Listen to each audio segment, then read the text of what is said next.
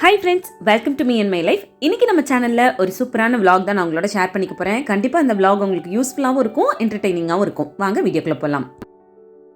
இந்த vlog எடுத்த அன்றைக்கி மார்னிங் வீட்டில் எப்பவும் போல் ஒரு சின்னதாக பூஜை பண்ணிவிட்டு என்னோடய ரொட்டீன் ஒர்க்கை ஸ்டார்ட் பண்ணிட்டேன்.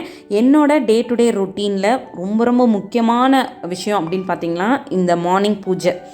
இந்த மாதிரி நம்ம மார்னிங் ஒரு பூஜை பண்ணிவிட்டு நம்மளோட வேலைகளை ஸ்டார்ட் பண்ணும்போது நிஜமாகவே நமக்குள்ளே நிறைய பாசிட்டிவ் வைப் கிடைக்கும். அது மட்டும் இல்லாமல் நம்மளை சுற்றியும் நம்ம வீட்டுக்குள்ளேயும் நிறைய பாசிட்டிவ் வைப் இருக்கும். ஸோ அதை நம்மளே ஃபீல் பண்ண முடியும். அதனால இந்த ஒரு பூஜை பண்ணிவிட்டு எப்பவும் போல் என்னோடய வேலைகளை ஸ்டார்ட் பண்ணிடுவேன். இன்றைக்கி ஒரு சூப்பரான ஸ்கின் கேர் டிப்ஸ் நான் உங்களோட ஷேர் பண்ணிக்க போகிறேன். அது எதுக்கு அப்படின்றத சொல்கிறதுக்கு முன்னாடி அதுக்கு தேவையான இன்க்ரீடியன்ட்ஸ் எல்லாம் சொல்லிடுறேன். ஒரு பவுலில் 1 ஸ்பூன் அளவுக்கு சுகர் எடுத்து வச்சுருக்கேன். அது கூட 1/2 ஸ்பூன் அளவுக்கு தேன் சேர்த்துக்கிறேன். கூடவே ஒரு 1/2 ஸ்பூன் அளவுக்கு தேங்காய் எண்ணெய் சேர்த்துக்கிறேன். இது எல்லாத்தையும் நல்லா மிக்ஸ் பண்ணிக்க போகிறோம்.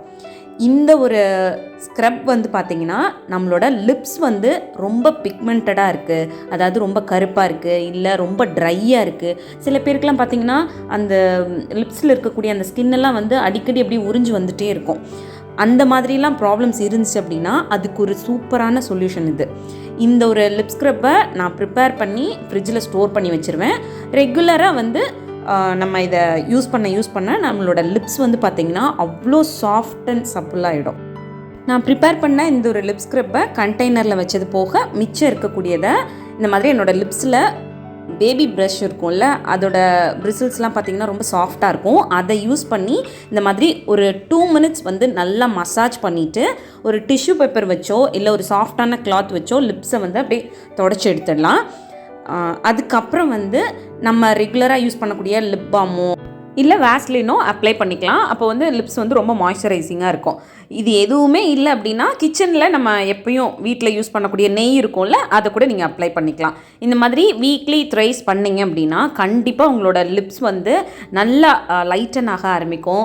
அந்த ட்ரைனஸ்லாம் ரொம்பவே நல்லா கம்மியாக ஆரம்பிக்கும்.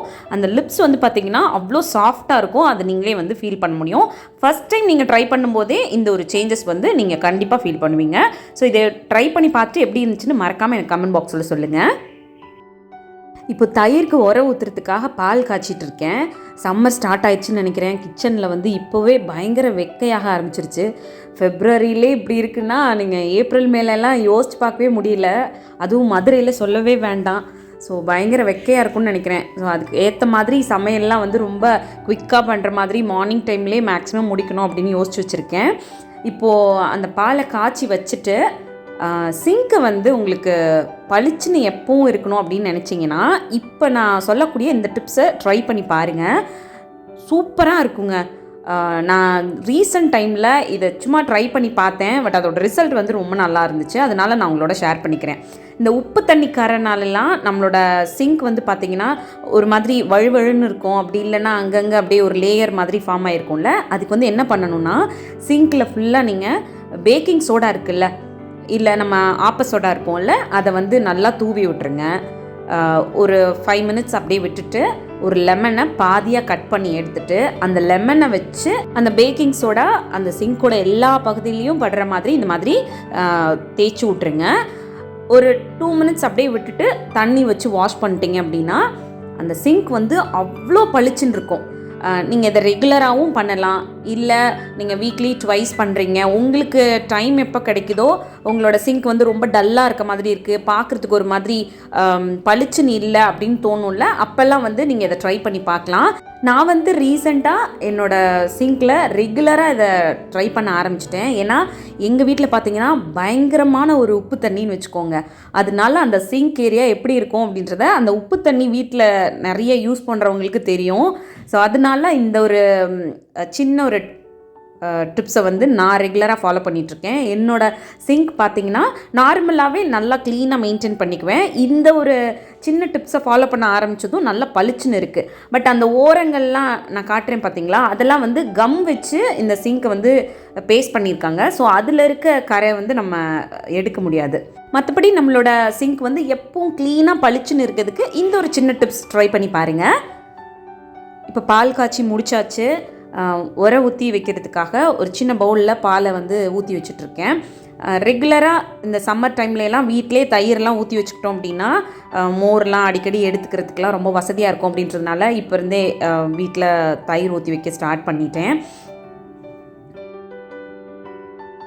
இன்றைக்கி மார்னிங் பிரேக்ஃபாஸ்ட்டுக்கு பார்த்திங்கன்னா நல்ல சூப்பரான ஒரு கோதுமை தோசை, அது கூட தொட்டுக்கிறதுக்கு நல்ல காரமாக இருக்க மாதிரி ஒரு கார சட்னி ப்ரிப்பேர் பண்ண போகிறேன். இந்த கோதுமை தோசை வந்து கொஞ்சம் ரவையும் சேர்த்து பண்ணுறேன்.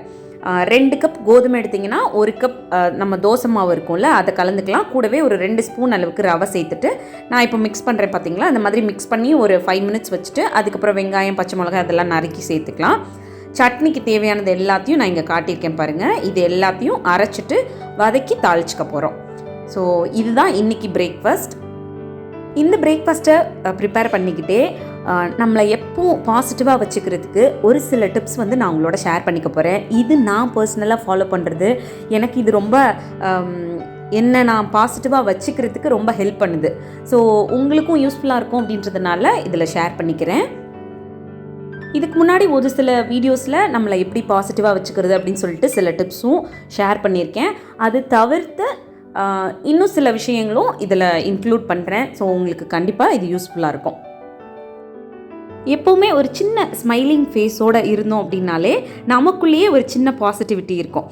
மார்னிங் எழுந்திருக்கும் போதே ஒரு சில நேரங்களில் முதல் நாள் நடந்த விஷயங்களை யோசிச்சுக்கிட்டே எழுந்திருக்கிறது, இல்லை ஏதாவது ஒரு இதுக்கு முன்னாடி நடந்த விஷயங்களை பற்றி நினச்சி ஃபீல் பண்ணிக்கிட்டே எழுந்திருக்கிறது. அப்படி இல்லாமல் எழுந்திருக்கும் போதே கடவுளுக்கு அந்த நாள் கொடுத்ததுக்காக ஒரு நன்றி சொல்லுங்கள். இல்லை உங்களுக்கு கடவுள் மேலே பெருசாக நம்பிக்கை கிடையாது அப்படின்னா நீங்கள் இயற்கைக்கு கூட ஒரு தேங்க்ஸ் சொல்லலாம்.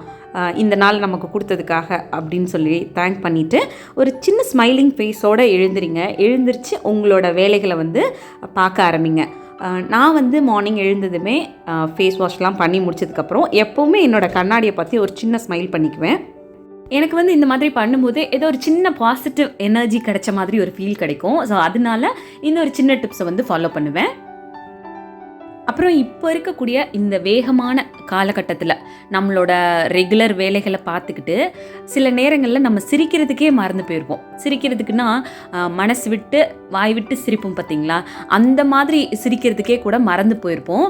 நீங்கள் லாஸ்ட்டாக எப்போது நல்லா மனசு விட்டு சிரிச்சிங்க அப்படின்னு யோசிச்சு பார்த்துட்டு இருக்க மாதிரி தான் இருக்கும் இல்லையா? ஏன்னா நம்மளோட இந்த ரொட்டீன் வேலைக்குள்ளே போக ஆரம்பித்ததுக்கப்புறம் இந்த மாதிரி சின்ன சின்ன விஷயங்கள்லாம் நம்மளோட லைஃப்பில் வந்து மிஸ் பண்ணிடுறோம். ஸோ அந்த மாதிரி மனசு விட்டு சிரிக்கும்போது நமக்குள்ளே இருக்க சின்ன சின்ன ஒரு கஷ்டங்களாக இருக்கட்டும், ஒரு ஸ்ட்ரெஸ்ஸாக இருக்கட்டும், அது எல்லாமே வந்து நம்மளை விட்டு வெளியில் போயிடுற மாதிரியான ஒரு ரிலீஃப் வந்து நம்மளுக்கு கிடைக்கும். ஸோ அதுக்கு பர்பஸாகவே டெய்லி ஒரு 1/2 அன் ஹவர் ஏதாவது உங்களுக்கு பிடிச்ச விஷயங்கள், நீங்கள் ஏதாவது ஒரு யூடியூப்லேயே சில வீடியோஸ் பார்த்தீங்கன்னா நல்லா வாய் விட்டு சிரிப்பீங்க, அதை பார்த்தாலே உங்களுக்கு பயங்கரமாக சிரிப்பு வரும் அப்படின்னா கண்டிப்பாக வந்து ஒரு 10 to 15 மினிட்ஸோ இல்லை 1/2 அன் ஹவரோ உங்களுக்கு கிடைக்கும் போது இதை ரெகுலர் பேசிஸில் பண்ணுங்கள். உங்களுக்கு மனசு விட்டு சிரிக்கும்போது உங்களுக்குள்ளே இருக்க சின்ன சின்ன அந்த கஷ்டங்கள்லாம் வந்து வெளியில் போகும்போது உங்களுக்குள்ளேயே நிறைய ஒரு பாசிட்டிவ் எனர்ஜி வர்றதை நீங்களே ஃபீல் பண்ண முடியும். எனக்கு வந்து ஒரு சில சேனல்ஸில் வர வீடியோஸ் எனக்கு ரொம்ப பிடிக்கும். அதை நான் டெய்லி எப்போவாவது ஒரு டைமாவது பார்த்து ரொம்ப நேரம் சிரிச்சிட்ருப்பேன். எனக்கு அப்படி சிரித்து முடிச்சதுக்கப்புறமே பார்த்தீங்கன்னா ஒரு மாதிரி ரொம்ப ரிலீஃப் ஆன மாதிரியான ஒரு ஃபீல் வந்து கிடைக்கும். அப்புறம் மார்னிங் டைம்லேயோ இல்லை ஈவினிங் டைம்லேயோ நல்ல ஃப்ரெஷ்ஷான ஏர் வந்து உங்கள் மேலே படுற மாதிரி ஒரு சின்ன வாக் போகிறது, இல்லை நல்ல வீட்டுக்குள்ளே வெளிச்சம் வர மாதிரி வீட்டோட ஜன்னல்களை திறந்து வைக்கிறது, டோரை கொஞ்சம் நேரம் ஓப்பன் பண்ணி வைக்கிறது, வீட்டுக்குள்ளே நிறைய வெளிச்சம் வந்துச்சுனாலே நிறைய பாசிட்டிவ் வைப் வந்து வீட்டுக்குள்ளே கிடைக்கும். அதை கண்டிப்பாக நீங்கள் அது மாதிரி சின்ன சின்ன விஷயங்கள் ட்ரை பண்ணி பார்க்கும்போதே நீங்கள் ஃபீல் பண்ணுவீங்க. எப்போவுமே வந்து டோரை க்ளோஸ்டாகவே வச்சுருக்குது, ஜன்னலை எப்பவும் க்ளோஸ் பண்ணியே வச்சுருக்குது, ஸ்க்ரீன் க்ளோஸ் பண்ணி வச்சுருந்தோம் அப்படின்னா ஒரு மாதிரி வீட்டுக்குள்ளே இருட்டான இடங்கள் இருக்கும்போது நமக்கே வந்து ஒரு நெகட்டிவ் வைப் வந்து இருந்துகிட்டே இருக்க மாதிரி இருக்கும். ஸோ அதனால் எப்பவும் நிறைய வெளிச்சங்கள் நல்ல காற்று வரக்கூடிய இடங்களில் கொஞ்சம் நேரம் டைம் ஸ்பெண்ட் பண்ணிங்கன்னா கண்டிப்பாக ஒரு சின்ன பாசிட்டிவ் வைப் வந்து நமக்கு கிடைக்கும். ஸோ இந்த மாதிரி சின்ன சின்ன விஷயங்களை ட்ரை பண்ணி பாருங்கள், கண்டிப்பாக நீங்களும் பாசிட்டிவாக ஃபீல் பண்ணுவீங்க. இப்போ பிரேக்ஃபாஸ்ட்லாம் முடிச்சாச்சு, ஒரு சின்ன க்ளீனிங் வேலை இருக்குது. அதில் நான் ஃபாலோ பண்ண ஒரு சூப்பரான டிப்ஸை வந்து இப்போ ஷேர் பண்ணிக்க போகிறேன். இது வந்து லெமன் சால்ட்டு, இதை யூஸ் பண்ணி தான் இன்றைக்கி இந்த க்ளீனிங் ஒர்க் வந்து பண்ண போகிறேன்.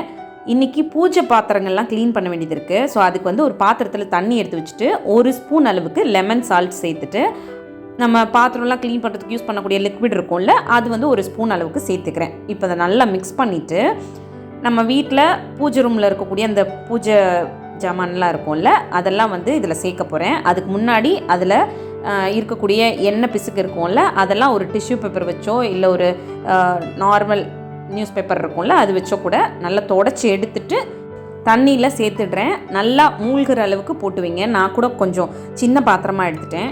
கொஞ்சம் பெரிய பாத்திரமாக இருந்துச்சுன்னா அந்த விளக்கெல்லாம் வந்து நல்லா மூழ்கிற அளவுக்கு போட்டு வைக்கலாம். இந்த மாதிரி போட்டு வச்சுட்டு ஒரு 15 மினிட்ஸ் அப்படியே விட்டுருங்க. அதுக்கப்புறம் இதை நான் எடுத்து க்ளீன் பண்ணி காட்டுறேன், எப்படி இருக்குன்னு பாருங்கள்.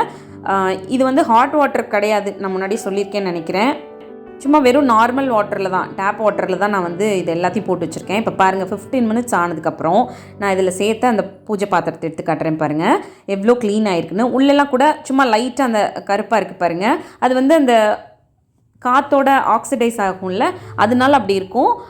அதையும் நீங்கள் சும்மா லைட்டாக நம்ம ஸ்க்ரப்பர் இருக்கும்ல, அதை வச்சு தேய்ச்சினாலே போயிடும். ரொம்ப அழுத்தம் கொடுத்தெல்லாம் தேய்க்க வேண்டியது அவசியம் இல்லை.